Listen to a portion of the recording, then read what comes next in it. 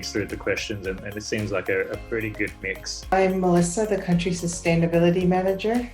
Everyone's like super excited to speak to you guys. Within one of the values, there's actually one that's called caring for people and planet. Is that something that maybe the staff members have access to? Is it something that you ensure they read? We have organics, landfill and recycle. You will see everything in every bin. And is this 15% a consistent average across all stores? Therefore, we see this as an opportunity to develop a platform that's consistent.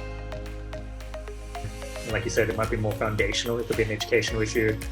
They're really into sustainability, and they're going to choose employers who have a sustainability focus.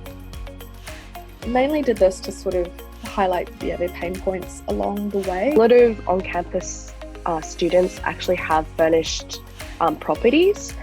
Pretty good mix, all living here, all different stages of their degree. I've kind of made the journey into different phases, so planning, researching, purchase, delivery and installation. Caring for people and planet, that just means your other coworker, it could be your neighbor, anyone within your community.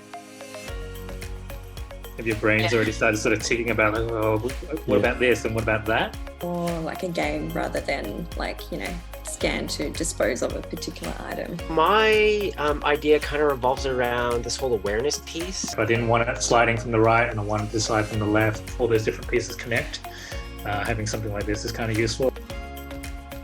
They can just click buy option, or they can just click rent option.